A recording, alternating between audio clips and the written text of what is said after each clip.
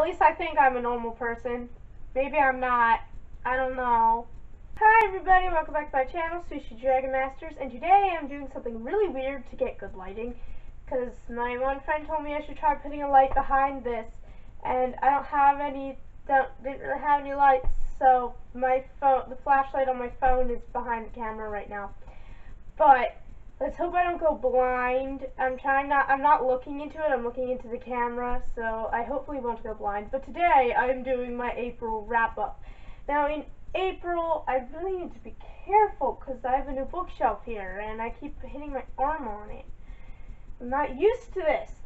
Anyways, in April, I read 10 books, which beats my previous record of 9. So let's make our next goal to read 11 books in a month. Will it happen? I have no idea. But anyways, let's just get into the wrap-up before I keep talking and forget what I'm talking about, and yeah, that stuff. So let's just get into this. The first book I read in April was Lola and the Boy Next Door by Stephanie Perkins. This is the sequel companion thingamajig to Anna and the French Kiss, and I loved this book so much. I mean, I guess I'd say what it's about. It's about Lola and the boy next door. I can't explain books. I'm not good at it. Basically, it's about Lola, and then there's this boy next door, and things, and stuff, and yeah. But I loved it. It was awesome, and I want to read it again. I loved it. And I gave it 4 out of 5, but I feel like I want to give it 5 out of 5, but I don't know, but I loved it, and it was awesome, and I loved it. Did I mention that I love this? Then the next book I read was the book I read for the Sushi Dragon Reading Challenge, and if you're wondering what that is, I will leave a link in the description to next month, aka, I think it's May already. Yeah, it's May already, so basically this month's reading challenge, in case you want to participate in that. I read The Glass Dragon by Irene Radford, and this is about this guy who has a beard. They mention that like way more than they had to, which is why I'm saying that, because I just remember him as the guy who had a beard. And then there's this girl who is a girl, and there's this dragon, and someone's trying to kill the dragon, but if they kill the dragon, then the king dies, and it's... At first it was like really confusing because it didn't really like pull you into the world. It's just kind of like, and here's everything, and I was like, okay, whoa there, book, just, you need to explain things. Then eventually I caught on to everything, and then a love triangle came in, and at first it was just like a normal love triangle. Then things got weird. I mean, it would say things like, and they all loved each other. I'm like, as friends, or were they all like in love with, like, how does this work? I've never experienced that before, where in the love triangle it's like, they all loved each other. I don't get it, because I mean, I know the two dudes were friends, but they both liked the one girl, and it was strange, because I've never read anything like that in my life. And because of this, I gave it a 3 out of 5, because the writing was really good. It was a pretty good story. It was just, you know, it didn't explain things in the beginning, and then there was that whole weird love triangle thing. I always thought a love triangle was like, there were two people, and the one person has to decide between the two of them, not like, literally, everyone loves each other thing. I've never heard of that before. Then I read All the Bright Places by Jennifer Niven, and this is about a boy and a girl who fall in love and stuff, and I gave it a 3 out of 5. It was okay. I mean, it wasn't anything that I thought was spectacular, and I didn't find it as emotional as everyone else did. And I don't know if that's because I was kind of spoiled for it, so I just kind of knew it was coming, but I don't know, it was just okay. if you have interest in reading it, I wouldn't stop you. Like, I wouldn't be like, oh, that's a terrible book, don't read it. I'd let you. I mean, even if I thought it was a terrible book, I'd let you read it because I have no control over what you read. I mean, it's not like the first thing I would go to recommend, but if someone like had read a book and they were explaining the plot to me and it sounded similar to this one, they said they really liked it, then I would say, oh, well, you should read this then, because, you know, I mean, it just wasn't something that I particularly enjoyed a lot. After that, I read Whisper by Chrissy Kagri. This is about a girl who has gone deaf and is just starting at a deaf school, and I gave this a 4 out of 5, but I sort of wanted to give it a lower rating, but I kind of thought it deserved something higher just for other reasons than why I didn't like it. I mean, I think this is something that you should read if you don't know anything about the deaf community and sign language and stuff. It's a good way to learn about that, except the only thing is, it does take place in Australia, so if you do not live in Australia, some of the facts they give about sign language and the deaf community will not be the same as where you live, because I am from the United States, and a lot of the things are very, very different. Like, I know I'm learning sign language, and in learning sign language, I do learn a lot about the deaf community as well, and I only know it from from American Sign Language, not Australian. And so the signs were a lot different, and that was really confusing me and messing with my head. They don't call name signs, they call them deaf names. At least they did that in the book. I don't know if that's what they really do in Australia, but if you don't know what that is, it's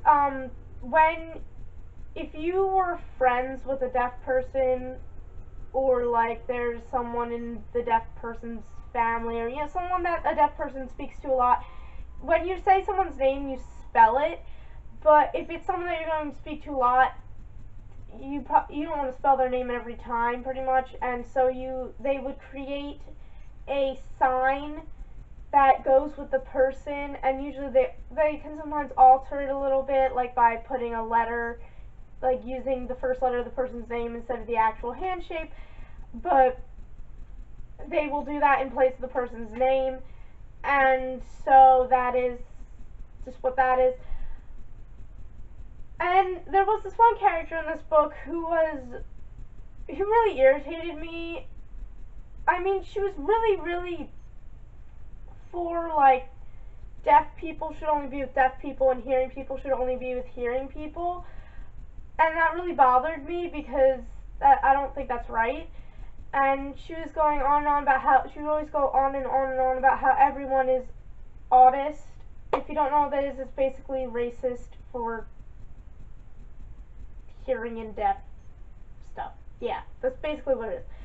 And that was really driving me insane, because then the thing is, she was like basically saying that I'm like that, because she was saying that all hearing people are like that, and I didn't agree with that. And most of the book, we spent that time with all the deaf people thinking that. And I thought that was weird. And because I don't think everyone thinks that way, there has to be at least a decent group of people who don't think that way. But then at the end of the book, it wasn't until the end that, you know, only the main character realized that we shouldn't be like that, and it wasn't like everyone realized that. I'm sorry if that's a spoiler, but I really feel like I should say that. And I really felt, and only this one character who was deaf and also had deaf parents, she was the only one who came from a family who knew sign language 100%, and I didn't feel that was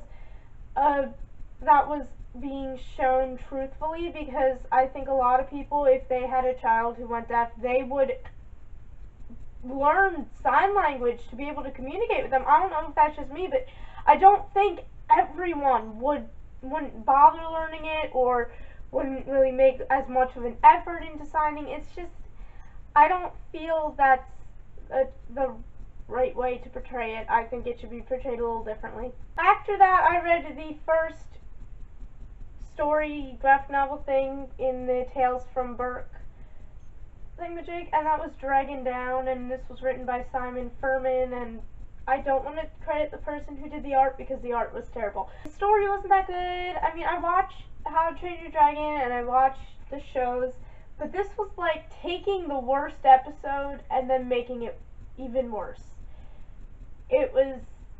The plot was strange, and I was like, why is that happening? What is this? Why does Hiccup look like a 12-year-old girl? I don't know.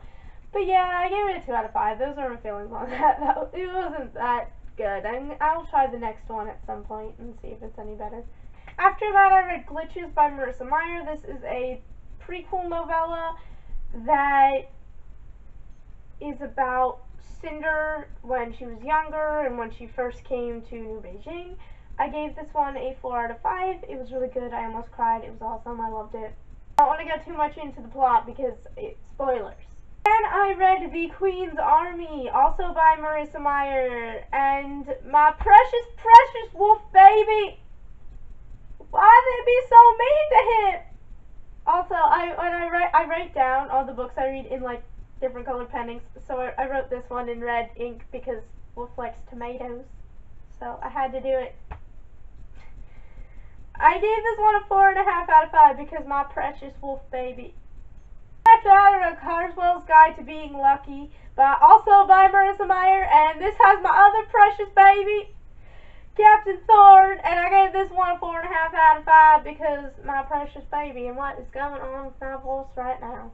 Then after that, I read The Little Android, also by Marissa Meyer, and I gave this one a 3 out of 5. This is actually something that you could read without reading the Lunar Chronicles. I mean, Cinder is in it for like a couple pages, but other than that, there's not really any characters that we're used to.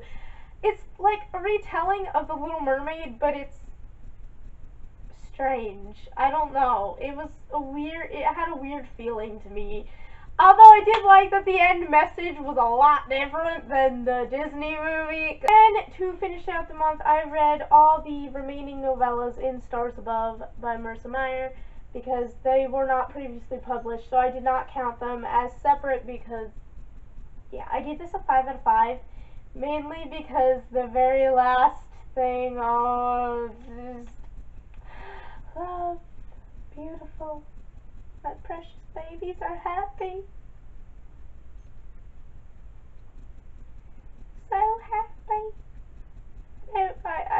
I admittedly cried while reading the last thingamajig in here. Oh my gosh. It was beautiful. So that was my wrap up, and I will see you guys next time. Bye!